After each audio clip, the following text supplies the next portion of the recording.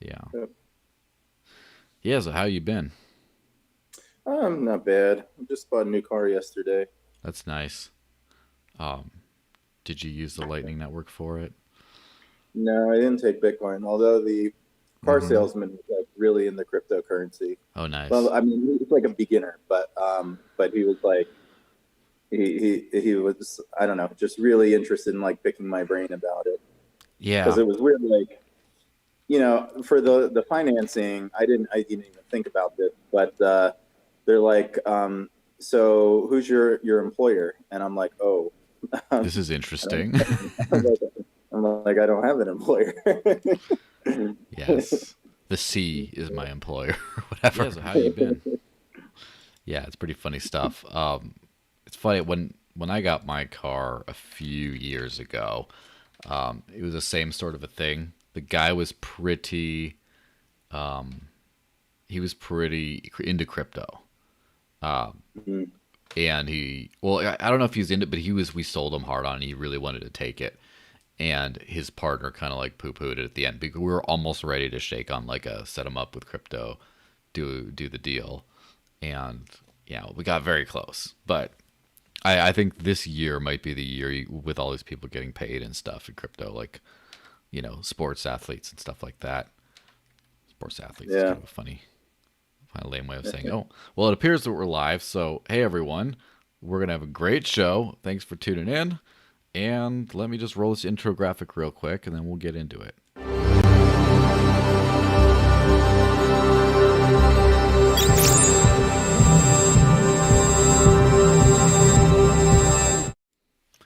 So, hey, everyone, happy Friday. Thanks for joining us again on this, wonderful end of the weekend day.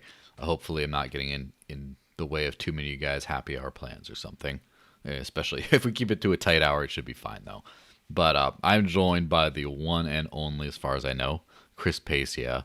How's it going, man? I'm pretty good. You? Yeah, pretty good. Just, still trying to get this damn lightning node to work. And I still, as I've said before, will have that Doge pillow where it's at until Doge like drops out of the top 20 or something like that. Until it's no offense to Doge, but like it's kind of like a reminder of the clown world we're in right now with crypto. Yeah. I think as long as Elon keeps pushing it, it's gonna stay high. Yeah. Who knows if he will like he he's like he kind of pumped it a little bit, and then since then he just says random things, but like now people say he tweeted about it, pumped the price, and it's like I don't really get the correlation between, because I think the initial ones were, you know, he tweets about it, he must be into it, therefore it must be great because he's smart, or he must be about to buy a lot. And then now it's just like, man, he tweeted, let's pump it.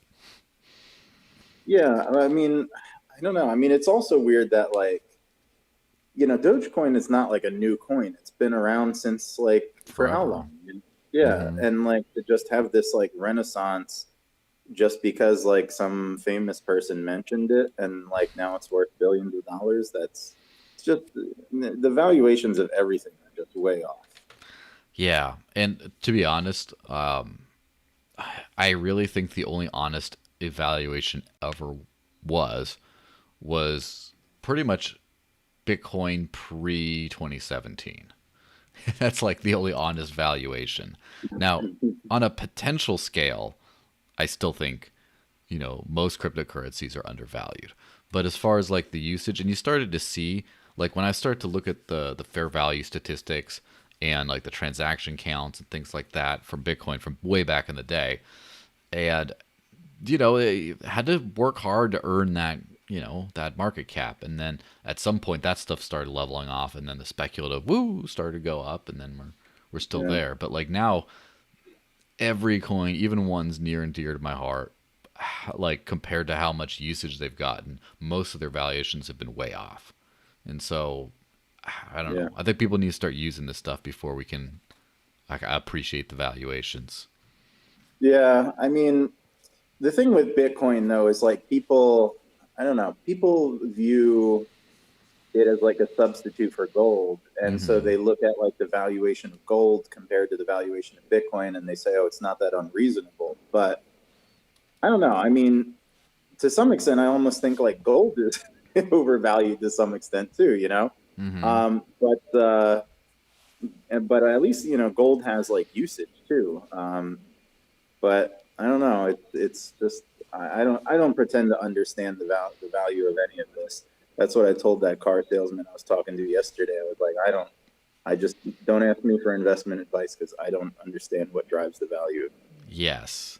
And that's funny because I did make a video a while back about the price, about like what makes the price go up, because people don't understand this at all. And I kind of broke down, the utility component and then the speculation component, and, ways that it could happen. But yeah, obviously, the specifics, it's hard to tell. And Yeah. also, the hard question is, I I did another one on should you buy Bitcoin, and that was a fun one to try to answer because the answer is like I really like, the more I know, I've been in the space like 8+ years. The more I know, the less I know how to answer that question. It's like I have Well, you see no that idea. that that stock to flow model, right? With how closely it Hmm. tracks that, it's just uh, there's no reason for it to track that model, but for some reason it does. It's almost like a self-fulfilling prophecy. Hmm. Um, I don't know. I mean, it's I mean, the whole stock to flow idea is kind of nonsense too, Hmm. because like, I pointed out, I'm not even sure who popularized the stock to flow. It may have been Saifedean. Um, I know he talked about it a lot in his book. I don't know if he was the one who popularized it, um, but I pointed out like the whole stock to flow concept is idiotic when you think about it, because any commodity, if it was used as money, or frankly, for that matter, if it had any utility at all, it would eventually have a very stock to flow or very low stock to flow ratio, or what is it, high stock to flow, whichever one is a good one. Yeah. And like the example that I give is like, um, suppose tomorrow the Federal Reserve came out and announced that it was going to allow anyone to print $100 bills legally. Okay. Hmm. So like anyone who can you just have to follow the spec, right? If as long as print it to specification, you can legally print $100 bills. What would happen is, yeah, we'd experience a big hyperinflation, right? But on the back side of that hyperinflation, what would happen is eventually the value of the dollar would fall to the point where it cost more to print than that $100 bill is worth, right? Mm. Like it might cost 10 cents, the equivalent in 10 cents in today's dollars to print the $100 bill, but the $100 bill might be worth like 9 cents in today's dollars, right? Yeah. So at that point, it no longer is profitable to print more, right? You're losing money with every marginal $100 bill you print. And so at that point, people would just stop printing, and the stock to flow would basically, the flow would go to zero, and you'd have like an infinite stock to flow ratio, right? Hmm.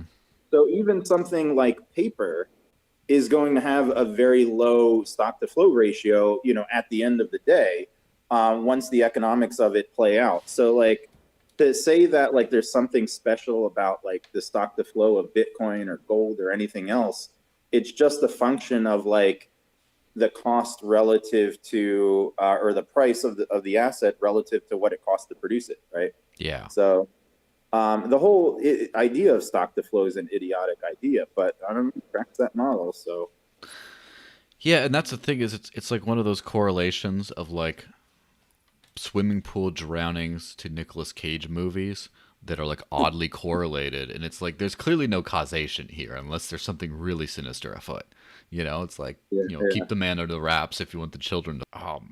The valuation, like I've been trying to wrap my head around this whole thing for a while, because first I understood why Bitcoin is valuable, of course, and then when I thought it was losing its value, and yet the price kept on going up and up and up and up.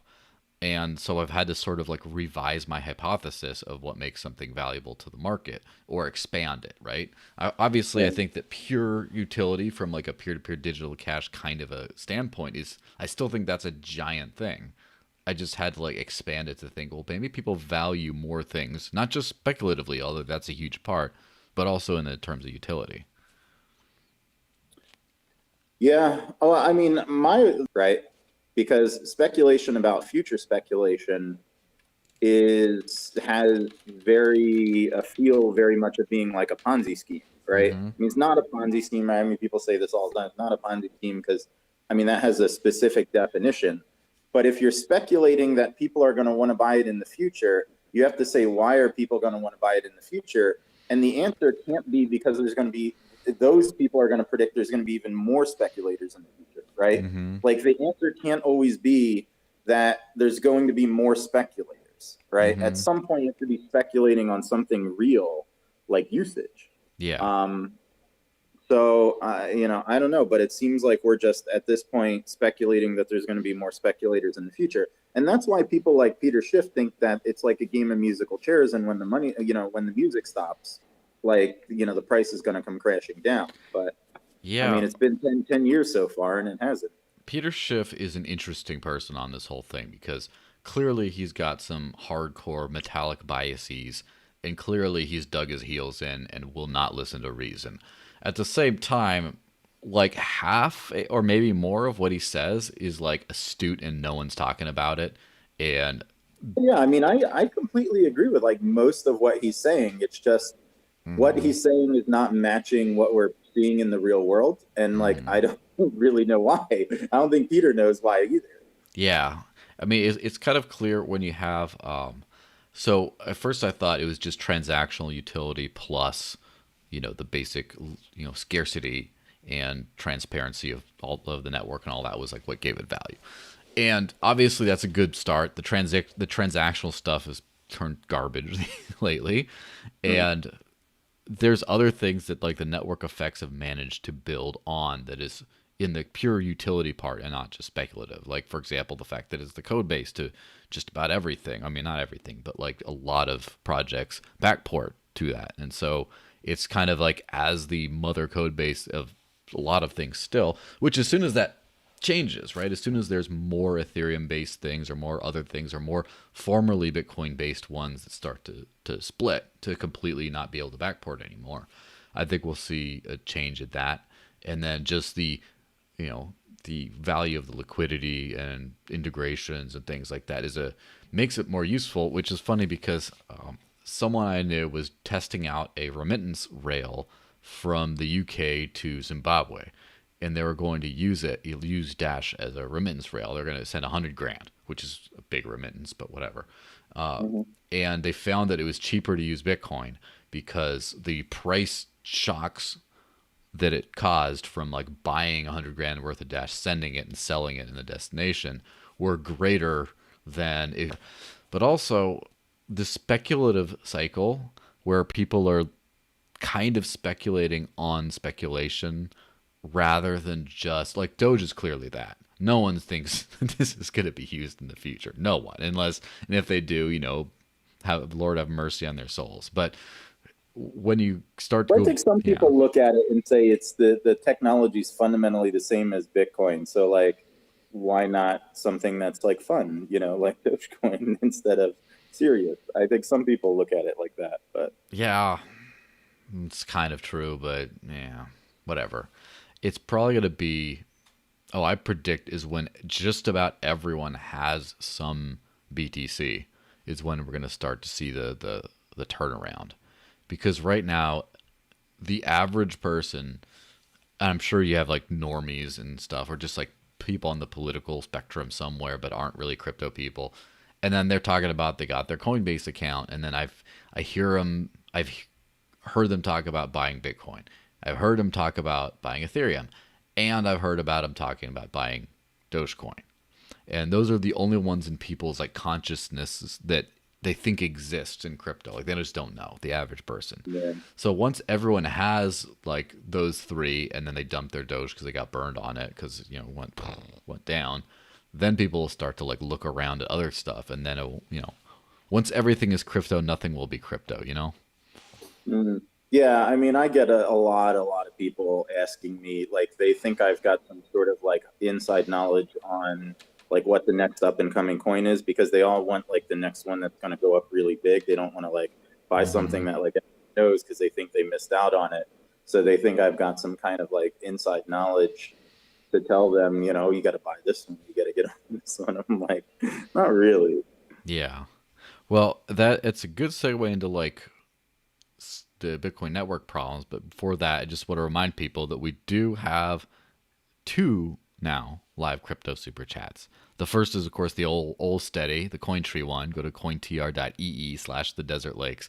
Type in a message, throw some coins, and then it'll pop up on this little screen right here, and I'll drop it down and we'll answer the question live. Now, if you are just watching on Odyssey and you have any credits, you can do a hyper chat, which you just type in a message in the live chat, but hit the little credit button next to it, and then you can add some credits to it. We also already see Jiggy Tom and Nudge have already dropped in some hyper chats, which is very nice. No, they didn't say anything, just testing it out. And Pants, which is some library in joke. I don't understand that, but pants to you too, kind sir. Just yeah. Anyway, getting that out of the way. If you want to ask Chris something, I'm paywalling Chris, so you got to go behind that. So, first off, how has it been observing the Bitcoin network after that big ole outage? Has the hash rate kind of stabilized yet?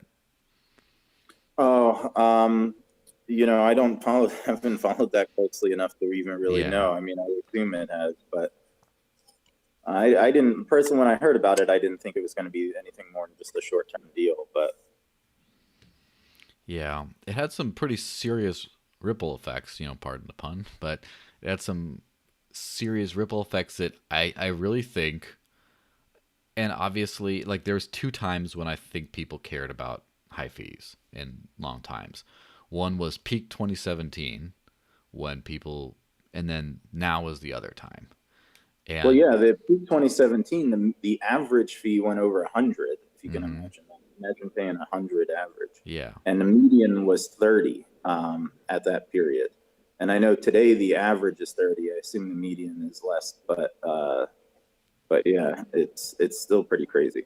mm-hmm, yeah, and I mean, obviously, it sucks. I mean, for people trying to send and receive it, it shouldn't affect people trying to move giant amounts or anything like that. But the thing that I think is very interesting is this is the first one the first of these kind of huge surges that, first off, was not caused by a bunch of people buying Bitcoin in a big flash. It was infrastructural, right? It just, and the second thing is there wasn't really, as far as I remember at least, there wasn't really a Lightning Network back then. Now there is, and there has been some growth on it in the very recent months, and there has been a lot of development on it. I don't think almost anyone's using it, to be honest, like as far as like a big group of people. And it don't think the tech's ready for prime time. But it's been funny to see all those predicted kind of off chain, like on like L1 problems hitting L2. So, like for example, there's this pretty user friendly Lightning wallet called Phoenix, and it has this like on the fly channel creation feature where if you don't have a payment route to someone you're trying to pay, they'll just create a channel for you on the fly and charge you like 0.1%. And there you go. You can just get going. It's like a couple cents. You're pretty good.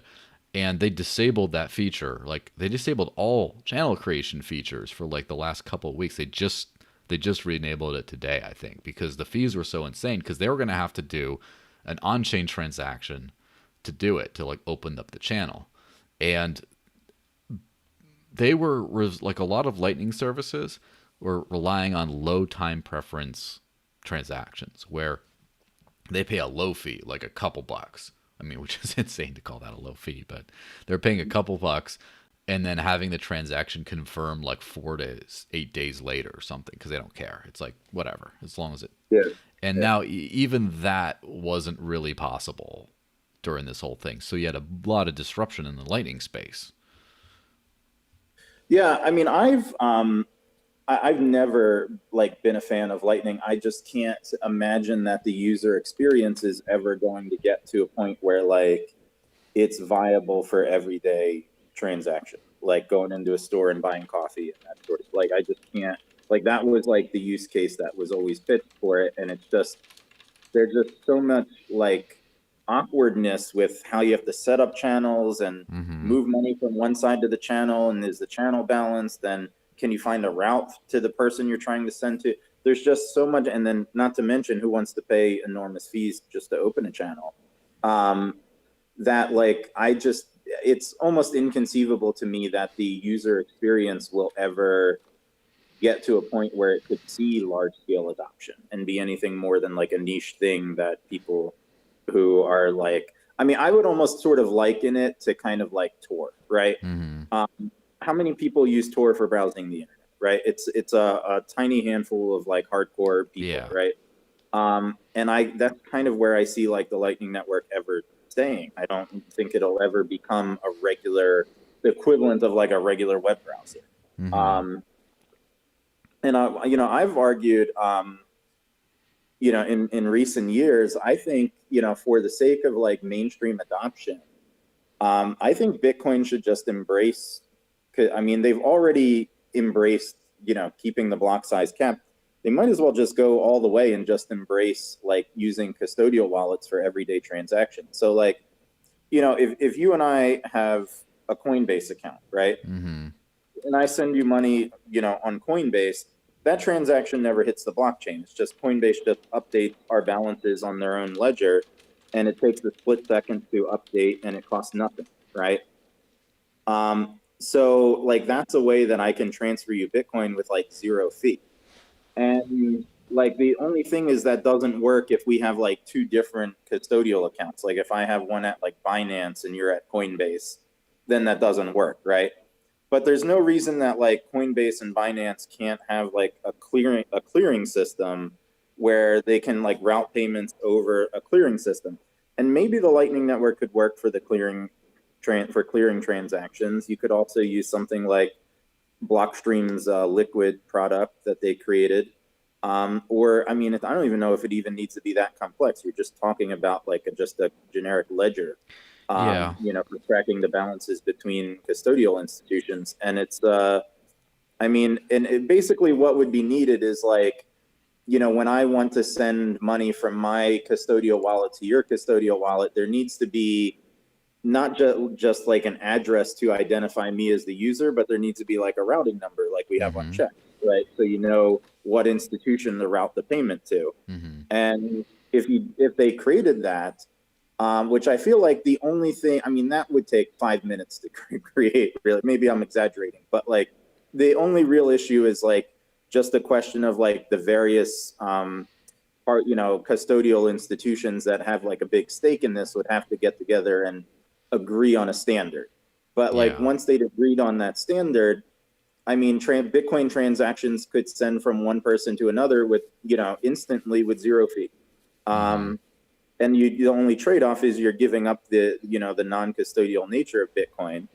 But we all knew that was going to be what happened when you imposed the 1 megabyte block size limit, that you were giving up on non-custodial transactions for Yeah. Well, everyday payment. we being people who were kind of paying attention and saw some of the arguments against increasing the block size as being a little annoying. I mean, the whole anyone can run their own node, as I've been trying with this Lightning node, which of course includes a full Bitcoin node, is a huge pain in the ass with 1 megabyte. Like, Yeah. I think we might as well just like give up on that goal. Like, not everyone's gonna buy like, and people just say one thing I hear a whole lot is, well, it's not working too well because you're using an old Ubuntu laptop.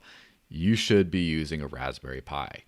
And I'm like, okay, that's great. And so I look at in a good Raspberry Pi setup for that is, like $200-300, right? Which is not an insane amount of money, but it's a hell of a lot of money if you think about like the cost of opening an account, like of starting to use. Hey, why don't you use this crypto stuff? That cost you $300 to start. It's like Oh yeah. that's a lot of money. Like it's not a lot of money, but it is a lot of money, right? And I think the thing about Lightning is it seems to be going in one direction, which is the LSP heavy direction, the Lightning service providers that basically do everything. And these like modern wallets, they let you keep custody of your own funds, right? So it's not it's not custodial. You can always get them back if you need to. But pretty much everything else is run by the provider. They open channels and they figured out a lot of weird things like they'll do an on-chain transaction to open a channel for you. And then another customer wants to open a channel and they'll do an RBF, a replace by fee transaction, to double spend that transaction now. So one increasingly higher fee Bitcoin transaction can open up a whole bunch of channels in like a go. And it's just some like weird trickery that like makes it more efficient. But you're not going to have average people doing that themselves. You'll have average people relying on the Lightning service providers to do that. And then you end up being where you kind of have to rely on a few big hubs to do this. Yeah, and another thing that they do too, I notice, is like it'll open a channel to the service provider that you mentioned. Mm-hmm. And then that service provider will open a channel. We'll figure out like what are the top 10, places online that people spend their money on the Lightning Network. Mm-hmm. And then that service provider will open a channel from them to those, however many shops there are, right? Mm-hmm. And then basically that makes it so that your payment will go through and be routed almost every time. And it looks like magic when you do that. The problem is that's not going to scale, right? Mm-hmm. Like you can't, a service provider, there are millions of businesses out there. What's a service provider going to open channels to every one of them? That's not going to scale. So, I mean, it's a nice little hack to make it look like it's working behind the scenes at a very small scale, but that's not viable for like a big time. I have a feeling, it'd be a few well-connected hubs that you just route through, and then if routing fees fluctuate along with other fees, what a business does is charge like a flat rate to try to obfuscate that. Like if you had to go get a coffee, and whatever the cost of cultivation that day of the beans and the transit and all that stuff that fluctuates, you had to calculate how much you wanted to pay for the coffee. That would be a nightmare. So the business does it all for you, and then like charges like a flat rate, but you'd be kind of screwed. You can't get coffee without them, Yeah, but going back to the custodial, this is why I don't even think like the custodial wallets for Bitcoin are that big of a deal, because if I look at like my checking account that I have in the bank, it's custodial, right? But I don't keep more than, I don't know, $5,000 in there at any given point in time, right? I'm not keeping a lot of money in my checking account. So like if like the worst case scenario happened where either the bank like stole my money, or like the government seized my account or froze my account or something, I'm out $5,000, or however much. Yeah, that's not that big of a deal, right? But it's not like I'm losing like my life savings as a result of that. So it's like, and many people might even have less than thousands. They might not have more than a few hundred in their checking at any point in time. Yeah, which so the bank can't really afford to do, but whatever. But it's like, yeah, I mean, but it's like, the whole like non-custodial to like just to protect a couple $1,000 is not like that big. It's not needed. You know what I mean? Like you can afford to like go with a custodial account and risk a couple $1,000, which you're probably not going to lose, right? 99.9% of the people who do it aren't going to lose their money. And so I don't know, it just seems like for small transactions and everyday payments, like just screwing around with the Lightning Network just seems a lot more complicated to me than just having a custodial system. Yeah, at the same time, it's sort of necessary for this reason, right? The best way, and it pains me to say it, the best way of spending Bitcoin is through your credit card, right? If you have something like the crypto.com card or an Uphold card or something in your account, and then let's just say you have 100 grand worth of savings, right? And all that is in Bitcoin. And so you just take a big old chunk of that and you move it to your hardware wallet where it's like in your safekeeping. And then you keep, a couple grand, a few grand at a time in that custodial account, and you just swipey and you pay that way. And that's just literally how everything's set up. And of course, the problem is there would be no huge valuation to something like Bitcoin if that were the case and everyone sort of acknowledged it. It has to be, people have to pretend like you don't need to do it that way. And so the Lightning Network lets people, like nerds, to want to spend all their time, in command line and debugging and force closing ports so the, Tor thing will run and all this nonsense and like that kind of stuff that people like. They can spend their time doing that and they can get relatively cheap payments going on, but they're huge, hyper technical, and they just love to have fun with that stuff. They can do it, and then there's enough basic janky infrastructure out there that you can say, no, no, you can buy this with Lightning, you can buy that, and then it's just enough to like sell it while most people are still going to use credit cards. That's Mhm. kind of what Lightning is it's the proof of concept so that the price won't crash. At least my opinion. Yeah, I mean, I tend to agree with that. I mean, I will say though, I mean, there is still, like an underlying benefit to like the blockchain architecture, even if you do have custodial accounts, and that's, it keeps track of it keeps track of coin issuance and function, it limits the coins in circulation. And so if it does nothing other than that, that's still a viable function for it. But Yeah, you know what is an interesting side effect of off-chain, including just centralized companies that don't use any technical thing on top of Bitcoin. But one of the best parts about cryptos like Bitcoin is the transparency, the fact that like the entire monetary supply is out there. You can see whale supplies here, you can see Satoshi's coins sitting over there. It's all public. It's pseudonymous, so you don't necessarily know who owns what. But yeah, what if the state of the chain, like is just not accurate anymore? It's not really representative of anything because all you'd have to do is, let's just say, everyone on Lightning settles their stuff, and then all of a sudden the ownership of all the coins and where they are, it just completely shuffles around, or it could lag by 3 months or something like that. And then one of the best properties of Bitcoin, that financial, just the radical transparency of the whole system, just is kind of like shaken a little bit.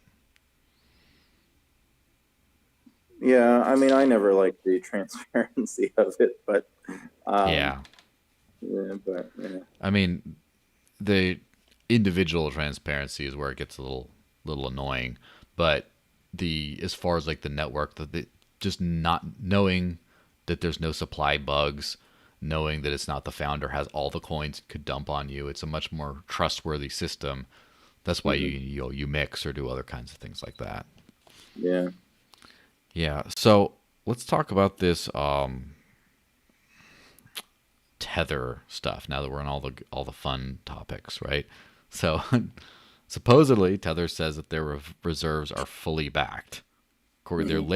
latest assurance opinion, the group's consolidated assets exceed its consolidated liabilities. Moore Kamen wrote in Tether Holdings Limited. So, what's your take on that whole thing? Everyone has their own Tether thing. Some people like it. Some people are like don't like it, and other people are very conspiracy theory about it. About there's no Bitcoin without Tether printing to pump all that kind of wide-eyed stuff. So, where do you kind of Yeah, stand I on that? mean, I kind of feel like if those conspiracy theories were true, it would have busted by now, because they were raging pretty hard for a while. Um, so I don't know. I mean, I don't mess with Tether myself, but just because it doesn't, there's just so much, I don't know, maybe lack of transparency. But I know Mm-hmm. you have to be careful though when companies say they have like full reserve, because like sometimes they say you have to look at how they word it. I'm not sure how Tether words it, but like Mm-hmm. sometimes they say like we have full reserve assets. Okay. Yeah. Which doesn't mean they have full reserve of the coin that they're promising you, right? Mm-hmm. It means they converted that coin into some other asset and they're holding that asset. And so, I mean, from like a fractional reserve standpoint, you would say they're still solvent. They're just illiquid, right? They're not necessarily insolvent, but that would be illiquid, meaning if like everyone tried to get their coins out at once, they wouldn't be able to. Yeah, Um, that's a very interesting distinction. Solvent versus liquid, insolvent mhm. versus illiquid, because this is one of those conspiracy theories out there about Tether. Now, I have seen some language that indicates that they do not necessarily have USD backing for every single Tether, right? Didn't I? Was it Tether like last year or something? Just announced they were just going to be doing fractional reserve, or like I don't listen to the stuff closely enough, but I thought it was like some big custodial thing said they were going to be, basically holding fractional reserves. Mm-hmm. I don't Um, know. I don't remember if it was Tether or if it was someone else, but, um, If you're looking it up. Yeah, well, actually, minor interruption because my friend Nudge did a little three credit hyper chat on library. He says, "I just swapped Bitcoin Cash for this tip because there's a little a swap thing in the Odyssey wallet that lets you swap other cryptocurrencies into credits to again, go do that." So I just thought that was a cool thing. So Yeah. thanks, Nudge. So, well, let me just hit the conspiracy theory because I think it's way more interesting than the truth. Um, the conspiracy theory bit is that obviously the Tether is not fully backed and it's being used specifically as part of a grand conspiracy to pump the price of Bitcoin that would never be where it is without it. Now, I think that's a little far fetched. At the same time, imagine this, right? You have say 10% backing on Tether with USD or 50% and then 50% Bitcoin in reserves.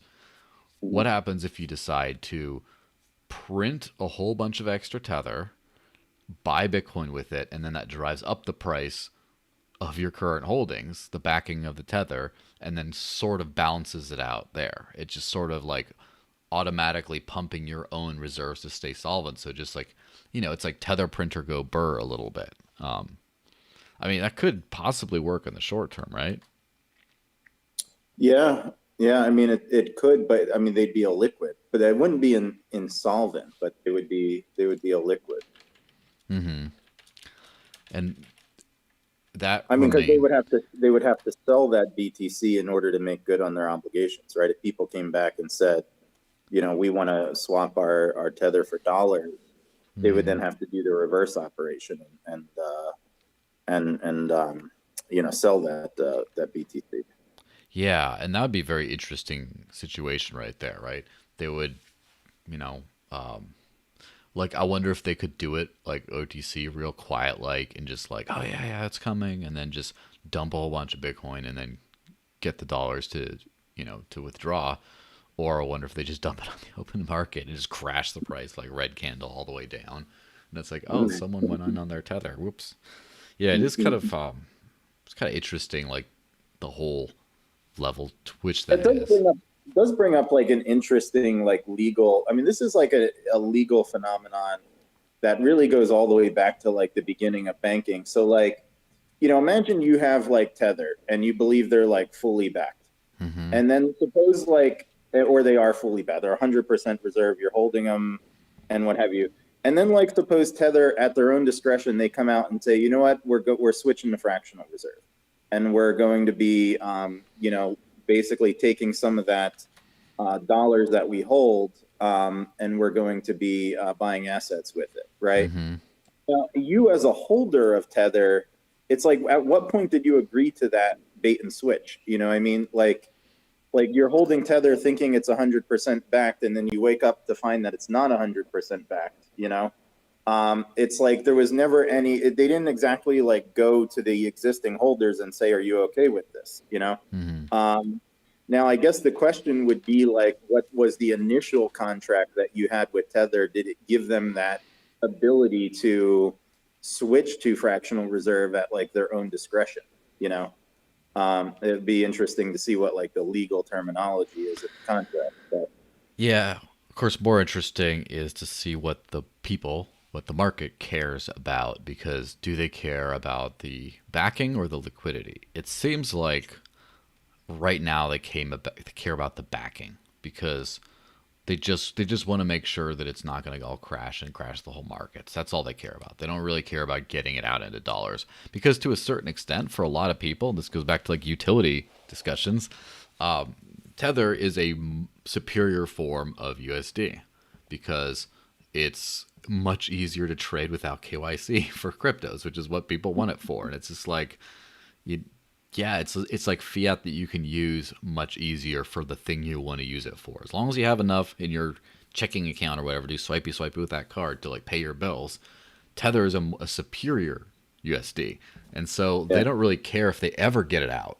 They just want it as long as it has that peg, the peg to the constantly decreasing value of the dollar. As long as it has that, then they don't care if they ever get it out in dollars. yeah, yeah, I agree. Now, speaking about other questionable regulatory kind of things, apparently the SBI CEO says that also the largest outside Ripple shareholder, they believe that that Ripple is going to go public as soon as their SEC stuff is kind of over. What's your take on that one? I don't know. It'll probably pump the price of Ripple a lot too, if that's the case. Yeah. I mean, I would be really upset if like Ripple. I mean, not so. I don't think like. I mean, I'm not for like the SEC like cracking down on people who issue tokens, but like if they let Ripple off the hook, but not like Library for like the same thing they're accusing them of, like that'll be really messed up, in my opinion. Like really messed up. But I don't know. I mean, like the Ripple has always been to me like it's always felt scammy. I don't know if you remember like this left such a bad taste in my mouth, but like back in like I want to say like 14, it was a long time ago. Yeah. There was a hearing on cryptocurrencies in California, right? This was probably one of like the first hearings that the ones who want to be regulated, we want to follow the rules. We want to do everything that you say. We designed our system so that we can follow your rules. And it's Bitcoin that's the bad actors in the space. And so you need to go and crack down on Bitcoin and crack down on all these other cryptocurrencies. And, meanwhile, you need to go light on us and go easy on us. I mean, I just wanted to smack them for saying that. So I've never liked Ripple since that. I mean, that was such a crony capitalist play for them to like try and, butter up the regulators and try and get their competition like cracked down on. Yeah. While, butting up with the regulators. They did that recently too in their case. In their case against the SEC, the other case, their arguments were, I mean, I didn't look at all of them, but one of them was they wanted the SEC to dismiss the case against them, not because it isn't a security, but for policy reasons, as they named it. And they said because the biggest players, Bitcoin and Ethereum, are basically controlled by China, a communist country, and therefore you should not unfairly punish the American crypto. And that's literally what they said. And I'm like, man, what a piece of shit. Like, that's like really, that really sucks. Like, are you saying this? This is terrible. Yeah.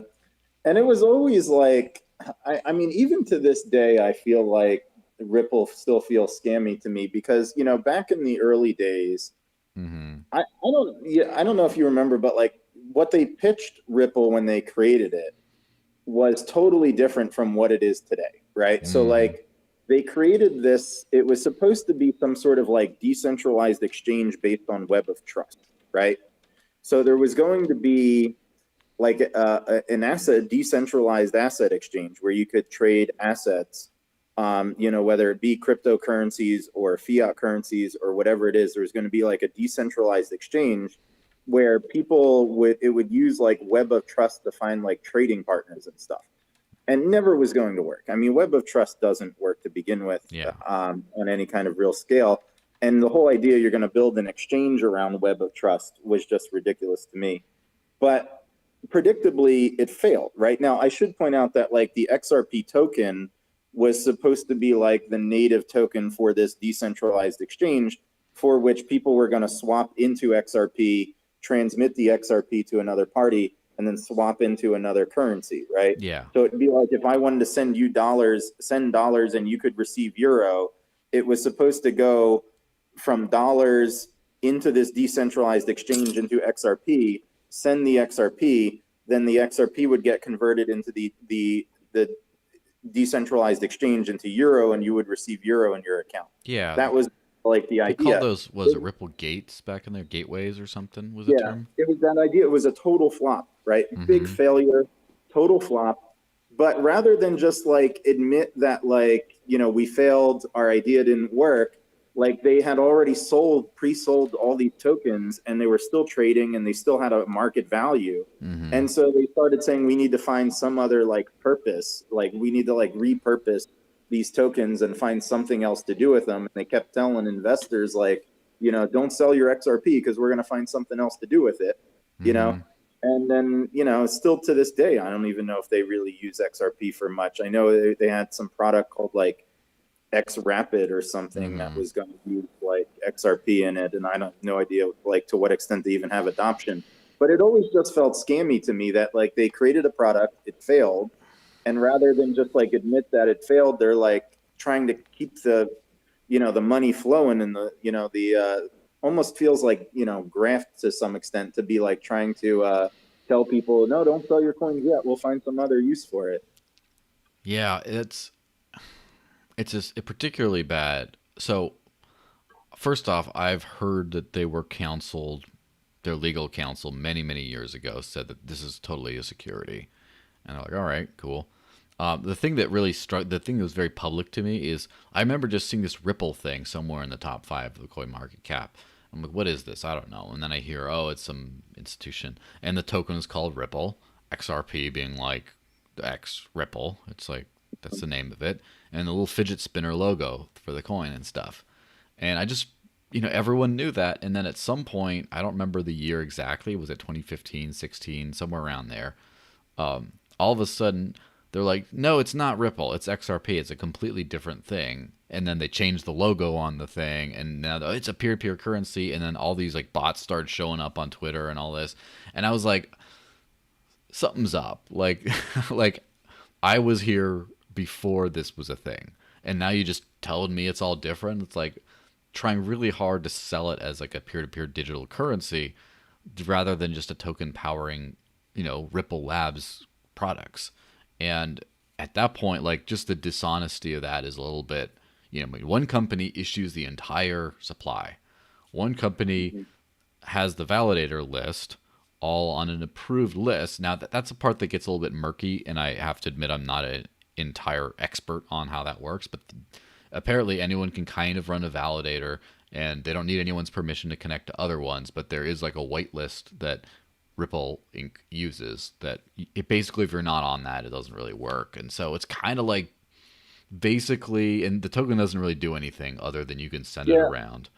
I mean, And that's my impression too, is like the way it works in terms of like validating was they made these like real bold claims that like, so the whole idea was they were, not only did they want to build a decentralized exchange based on Web of Trust, but they also wanted to build a consensus system based on Web of Trust too.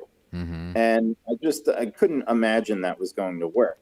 And I think what ended up, like, my understanding is it kind of like the way it doesn't work essentially, in that you have to all participants have to trust the same group of people in order to Mm-hmm. remain in consensus with them. That like if I spun up a Ripple node and said, you know what, I don't want to trust any of those whitelisted people, I only want to trust you, I might be forked off the network. You know what I Yeah. mean? Like software may still work, but like I'll be off on a fork because I'm not, there's no overlap in terms of who I trust relative to who the rest of the people on the network are trusting.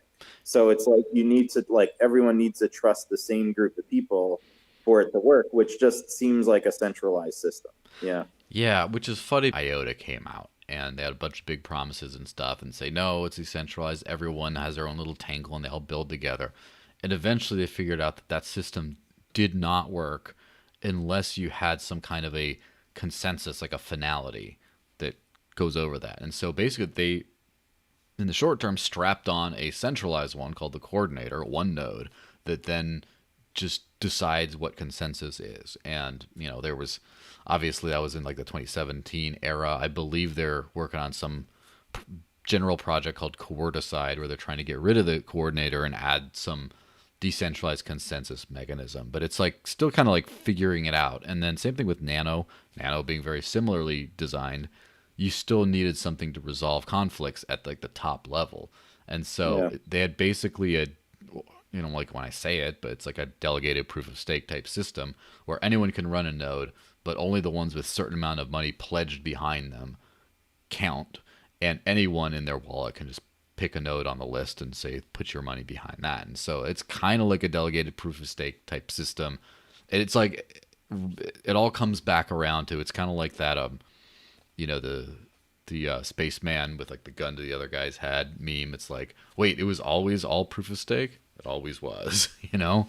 It's like, or it was always centralized. In the case, you know, of something like Ripple, where that's the way you get, you know, Yeah. consensus. Yeah.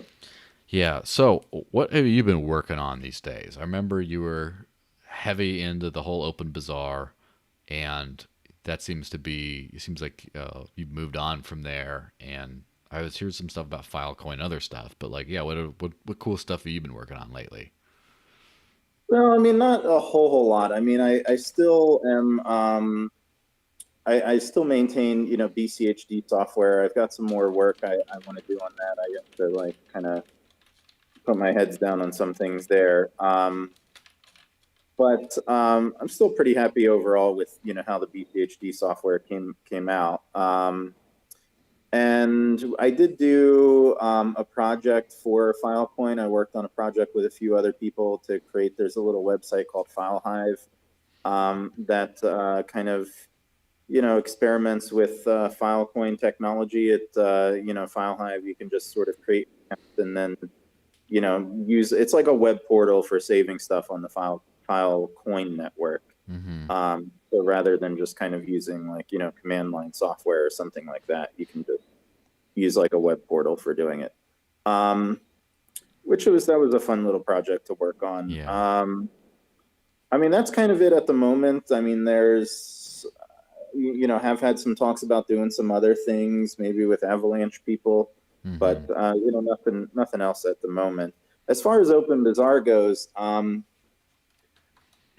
it's kind of a shame. I mean, we're not like working on OpenBazaar at the moment, but you know, I wrote all this like a lot of like, you know, code for like a new back end, and it really like never got deployed and never got used. And it's kind of a shame. I wish it did, because the new software that I wrote like works really freaking well and has a lot of cool features in it. And I would have loved to have seen it deployed. And it still potentially can be. I mean, the software is not really like out of date or anything, but it needs some love on the front end side, and a good amount of work to like get the user interface to match, particularly like the API calls and stuff to match like what the new backend is expecting. Yeah. And it's probably, I mean, might be out of my capabilities. I mean, that front end code base is pretty big and it's like a monolith, but like, and I'm typically a pretty bad front end developer, but I don't know if someone was willing to, you know, like take on that effort and like work on the front end. I mean, it might be like a couple months of part-time work. I'm not really sure, but but it could potentially, you know, get back up and running and like potentially better than ever if it, you know, if the code works the way I think it's going to work. But it's at the moment, I mean, no one's really like approached me and said like, you know, I'm interested in working on that. I mean, one option for me is to just like bite the bullet and pay someone to you know, work on the front end code, but that would either come out of my pocket or maybe I'd have to do like a fundraiser or something for it. Yeah. So, what about the infrastructure funding kind of things? Because I remember last time I was chatting about that, I was hearing things of just the overhead that Obi-Wan was having to deal with to run the OpenBazaar infrastructure bits. And Yeah. yeah. Well, we had a very professional setup, infrastructure type setup, and it cost a lot more than it actually needed for the purpose. Mm-hmm. So you could get away with a lot less. I mean, it was basically like, I mean, there are some infrastructure pieces. So like each cryptocurrency itself, you need a blockchain server, right, Mm-hmm. for the cryptocurrency. And I mean, you could just like point it at, I was just pointing it at like Trezor servers, you know, at the Mm-hmm. end. I mean, not that Trezor was happy about that. I think they told us not to, but Well, you couldn't stop them, right? yeah. But like, yeah, someone has to run the blockchain servers, but there's also some other infra. So there's like like most peer-to-peer networks, you need seed nodes, you know what I Mm-hmm. mean? Like nodes to bootstrap against. So they have to have, someone has to be running some nodes that are like always online that people can use to bootstrap. And then there's some other things like, I think we had like a proxy for like exchange rates because like a lot of the exchange rate APIs are like paid APIs. And so you Mm-hmm. had to like pay for the API, but then proxy it so that the software could use our proxy without being like rate limited. Um, and then, so it was things like that. And I also like the new software had, um, ability for like to have like you could specify like third parties to like save your encrypted messages, kind of like an inbox a little bit. Mm-hmm. So like when you go offline, you could come back and download your messages. So it's like a whole bunch of like little services like that that you need to run in order to make OpenBazaar work. I would say maybe a half a dozen different servers that need to run to make everything work. Yeah. I mean, that But sounds, it doesn't necessarily cost a lot. I mean, a $20 VPS, probably is sufficient. yeah, it sounds pretty doable. Now, of course, the question then is who would take the kind of impetus to run this sort of a thing? And it could just be random hobbyist type people, but it might be, probably some interested people.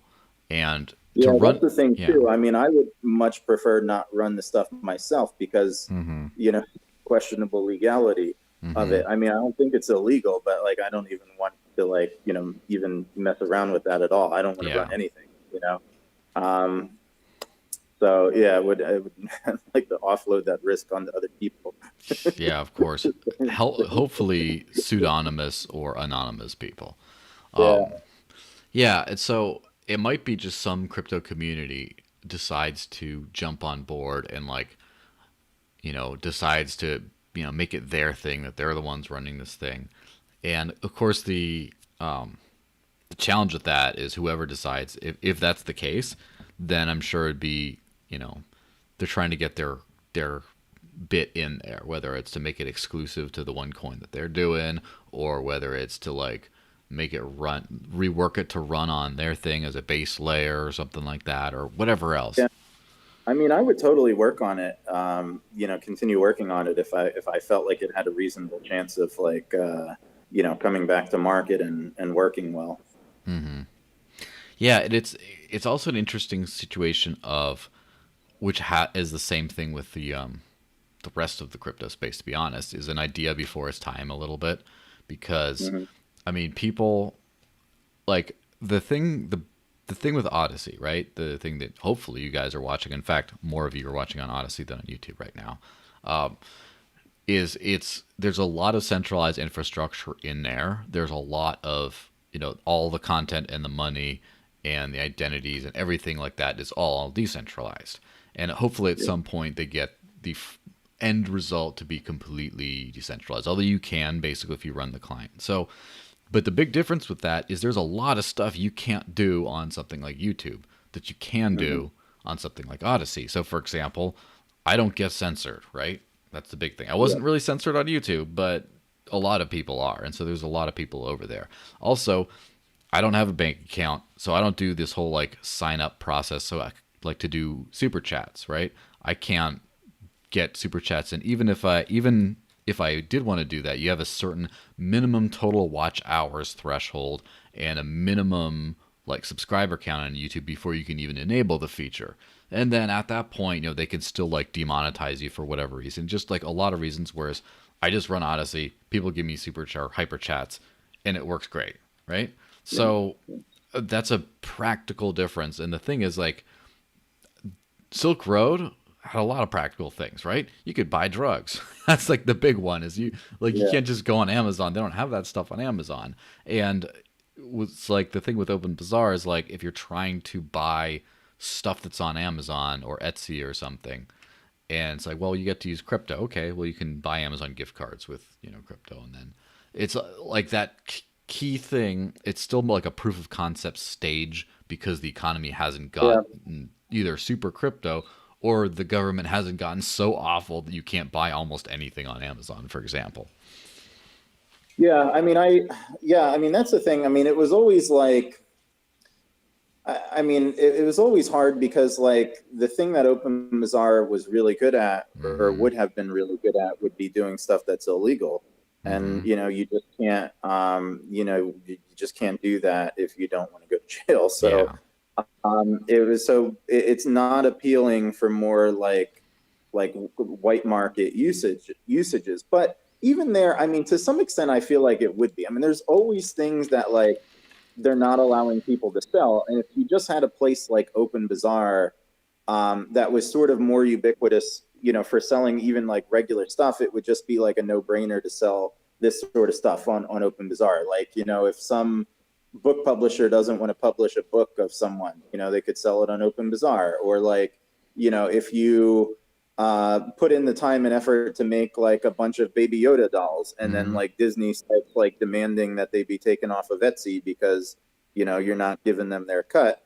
Just come Yeah. to OpenBazaar and sell them on OpenBazaar. Like that's where like a marketplace like that would be very useful, as long as like it was widely used, and everyone knew that that's where you had to go to do that sort of stuff.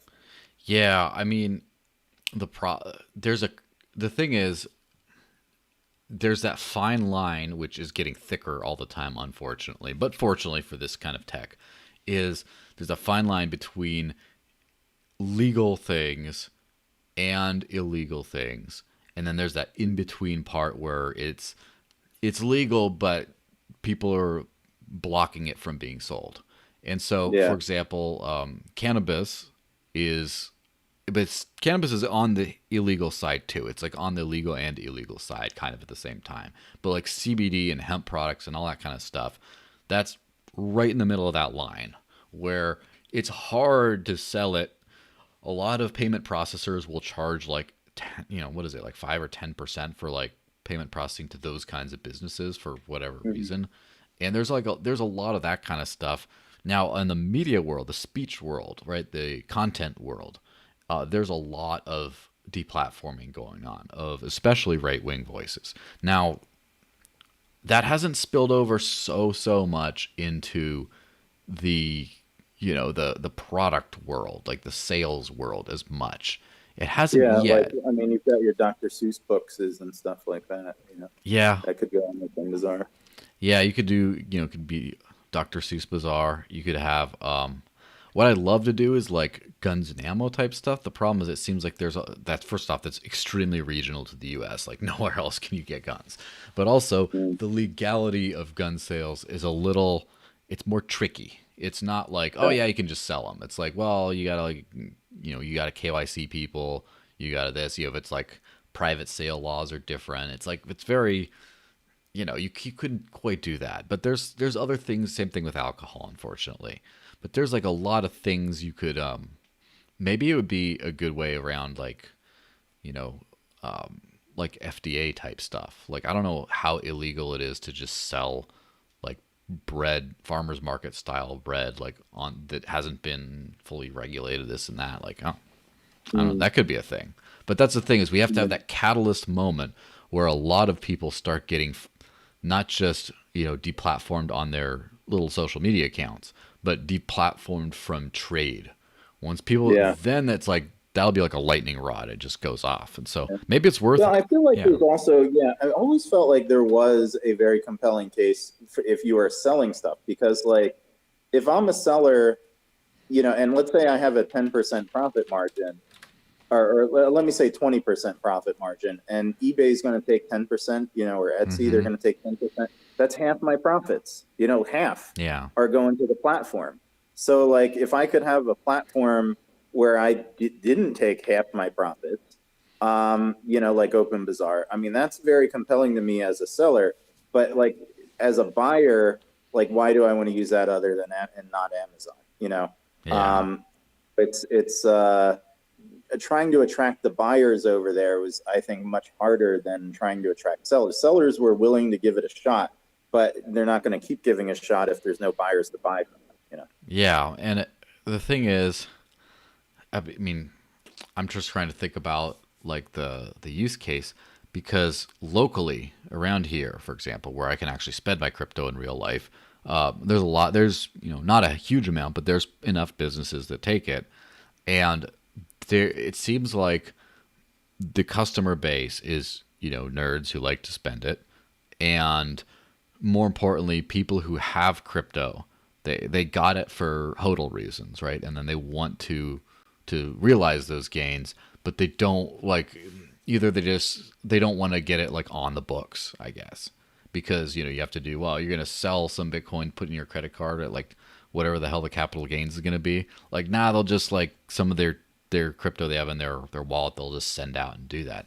So that might be the thing where the customer base doesn't, they want to spend money that they don't want going through the system. It could be that. It could also be, of course, there's sellers that they can only like buy. They want to buy products they can only find there, or they're in conditions they can only find there. Like it could be significantly cheaper. It could be, independent. One thing that was very strange about, I don't know if Etsy has done this at all, but I heard there's this like the main knitting pattern site started to blog to sell Trump Etsy stuff, and at that Yeah. point, just like everyone who has their wants to crochet Trump hats or whatever, Trump scarves, you got to go to OpenBazaar, otherwise you can't do anything with it. Yeah. Yeah. All right. So where could people find your work or follow you and stuff? I mean, probably best way is just on Twitter. Mm-hmm. I think it's Chris, is it Chris underscore or just Chris Pacia, I think, or yeah. You can find me on Twitter. And then I don't know, the Telegram, you can message me on there too. There's a lot of Telegram chats that I'm in. Yeah, if you're on Facebook, those sorts of things. Yeah. All above until we all get deplatformed from there, right? We get into Yeah. Zucker jail. All right. Well, thanks everyone for watching. Next week we're gonna have the podcast again, and then that's also when I do the Dash podcast. So look forward to that. Thanks a bunch, Chris, for being on, and I will see you guys next week.